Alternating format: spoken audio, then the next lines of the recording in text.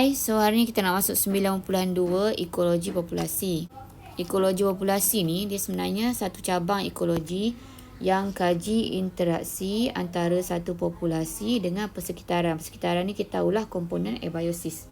Seperti yang kita dah belajar, populasi ni dia sebenarnya kumpulan organisma spesies yang sama dalam habitat yang sama. So, salah satu benda yang dikaji oleh ekologi populasi ni adalah taburan populasi. Taburan populasi ni maksudnya taburan, sama ada populasi tu banyak kat tempat tu ke atau banyak kat tempat ni ke. Dia sebenarnya taburan populasi ni dia tunjukkan cara organisma spesies yang sama tersebar dekat satu habitat. Contoh macam populasi haiwan A ni dia banyak dekat padang rumput tapi dia sedikit dekat padang pasir, contoh. Jadi kita nak tahu apa faktor yang mempengaruhi taburan populasi ni, sikit ke banyak kat kawasan tu. So, faktor-faktor yang mempengaruhi ni of course lah faktor abiosis, iaitu bukan hidup. Kita tengok dulu faktor abiosis yang mempengaruhi taburan tumbuhan. Tumbuhan dulu. Okey, faktor pertama suhu. So, suhu untuk pertumbuhan-tumbuhan yang cantik, yang bagus adalah 25 hingga 30 darjah Celsius.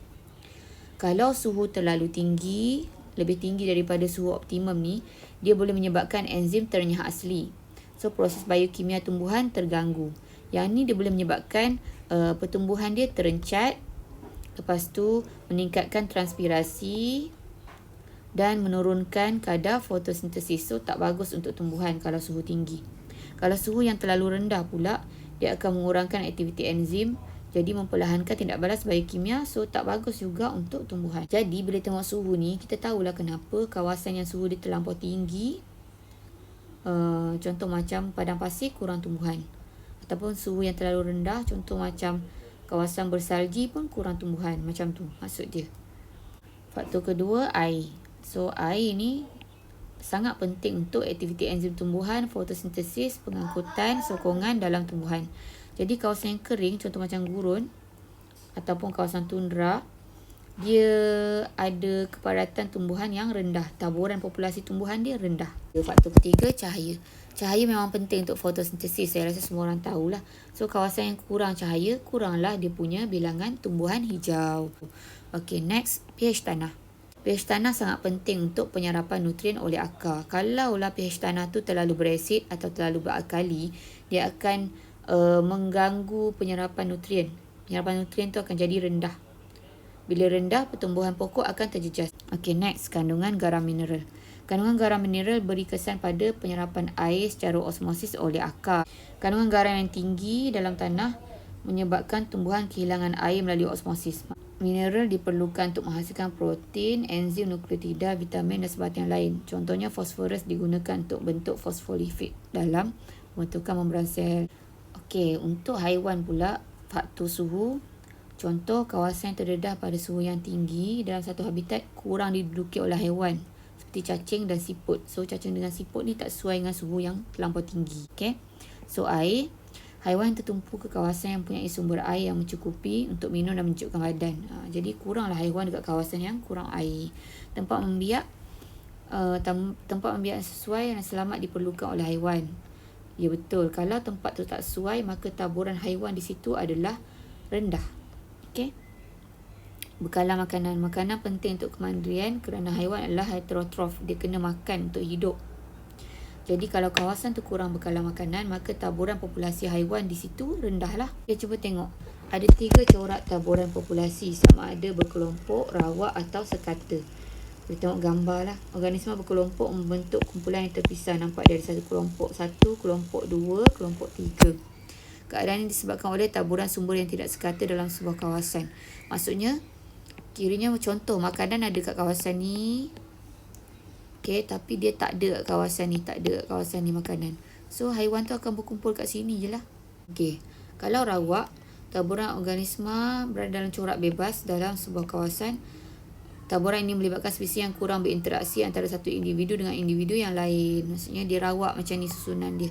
Sebab dia kurang berinteraksi dengan spesies dia dan juga spesies lain. Kalau sekata, dia tersebar ke seluruh kawasan yang diduduk. Taburan ni melibatkan spesies yang mana setiap individu bersaing untuk rebut sumber yang terhad dalam sebuah kawasan. Maksudnya kalau populasi haiwan A tu dia ada kat semua tempat. Dan untuk dapatkan sumber tu dia kena bersaing. Sumber tu tahu kan, sumber tu makanan semua tu lah, makanan, air, cahaya dan sebagainya. Next, kita pergi anggaran saiz populasi organisma. Ada dua faktor penting untuk kajian dalam ekologi populasi ialah saiz populasi dengan kepadatan populasi. So, saiz populasi ni bilangan organisma yang terdapat dalam sebuah populasi. Contoh, dalam satu hutan A, populasi harimau ada 2000 ekor dalam satu hutan tu. Kepadatan populasi pula, maksud dia bilangan individu suatu spesies per unit keluasan habitat. Contohnya, daripada 2000 ekor harimau dalam saiz populasi tadi, kepadatan dia adalah 10 ekor setiap meter persegi. Maksudnya, setiap meter persegi keluasan hutan tu berapa ekor harimau ada kat situ. Itu kepadatan. Populasi ni boleh dianggar melalui teknik persempelan rawak. Bila satu kawasan tu besar dan data sukar nak diperoleh. Maksudnya kalau kita nak cari satu saiz populasi, kita boleh anggar melalui teknik persempelan rawak. Sampel yang mewakili kawasan tersebut diambil untuk memberikan anggaran lebih kurang tentang berapa banyak populasi kat situ semua tu. Taburan dia, saiz dia, kepadatan dia dan sebagainya lah. Teknik persempelan kuadrat ni anggarkan saiz populasi tumbuhan dan haiwan yang tidak aktif atau bergerak dengan perlahan. Data daripada teknik ni nanti dia akan mewakili keseluruhan populasi dalam kawasan kajian tu. Kuadrat ialah struktur rangka bentuk segi empat yang dibuat daripada kayu, besi atau plastik. Okey, nampak ni. Ni kuadrat. Dia biasanya 1 meter, 1 meter. So, 1 meter persegi lah. Kuadrat biasanya dipecahkan kepada beberapa bahagian yang sama besar untuk anggarkan peratus letupan suatu spesies. Sama macam konsep kita nak kira bentuk tak sekata kan. Bila kertas graf tu kita tik yang mana penuh tu, kita kira peratus dia berapa semua tu, berapa bilangan yang ada benda tu kan. Macam tu lah. Saiz kuadrat bergantung pada jenis dan saiz organisma, keluasan kawasan, taburan serta kepadatan tumbuhan yang hendak dikaji. Okey, contohnya kuadrat 1 meter persegi sesuai untuk anggarkan populasi tumbuhan di padang sekolah. Maksud dia bergantung pada kawasan. Kalau kawasan tu besar, maka kuadrat tu mesti lagi besar. Tapi kalau kawasan tu kat padang sekolah je, 1 meter persegi dah cukup. Ini contoh kuadrat. Kawasan yang pilih kena secara rawak. Letaklah dekat satu padang tu. Letak kuadrat sini satu, sini satu, sini satu. Pandai-pandai lah. Teknik persempelan kuadrat ni dia boleh anggar frekuensi kepadatan letupan suatu spesies tumbuhan ataupun haiwan yang tak aktif tadi tu dalam kawasan kajian. So, contoh macam ni frekuensi. Frekuensi ni kebarangkalian untuk memperoleh individu suatu spesies yang dikaji dalam setiap kuadrat. Okay, cara kira frekuensi, bilangan kuadrat yang ada spesies dan per jumlah bilangan kuadrat yang digunakan darab 100. Maksud dia macam ni. Kalau dalam satu padang bola, contoh saya letakkan 4 kuadrat. Tapi daripada 4 kuadrat ni, ada 2 je yang ada spesies yang saya nak. So, cara kira frekuensi bilangan kuadrat yang mengandungi spesies ada 2 je. Per bilangan kuadrat yang digunakan ada 4 semuanya. Darablah 100. Jadi dapatlah berapa? 50%. Itu frekuensi. So, yang kedua kepadatan. Kepadatan ni jumlah bilangan individu spesies yang dikaji dalam semua kuadrat. Jumlah bilangan kuadrat yang digunakan darab luas satu kuadrat. Contoh dia dalam satu padang, dalam setiap kuadrat ni ada bilangan individu yang bilangan tumbuhan yang saya kaji. Ada 5, ada 15, ada 10, ada 10. Jadi nak kira kepadatan jumlah bilangan individu spesies yang dikaji dalam semua kuadrat. So 5 tambah 15 tambah 10 tambah 10. Tambahkan semua per berapa kuadrat yang digunakan. Ada 4 kuadrat darab luas satu kuadrat. Luas satu kuadrat kita dah tahu 1M darab 1M. So 1 meter persegi lah. Jadi 5, 15, 20, 30, 40. So 40 bahagi 4 darab 1 meter persegi. Dapatlah 40 bagi 4, 10. So 10 individu per meter persegi. Okay, next. peratus letupan. Peratus letupan luas kawasan yang dilitupi oleh spesies yang dikaji dalam semua kuadrat. Jumlah bilangan kuadrat yang digunakan dalam luas satu kuadrat. 3 lah, suka hatilah 3 ke. So yang ni kawasan yang ada tumbuhan tu, okey, dia dah tik-tik ada dalam 0.5 meter persegi. Kawasan ni ada tumbuhan ni. Saya lorek. Okey, yang ni kawasan yang ada tumbuhan 0.2 meter persegi contoh. Kawasan yang ada tumbuhan contoh 0.1 meter persegi. Okey, contoh je lah.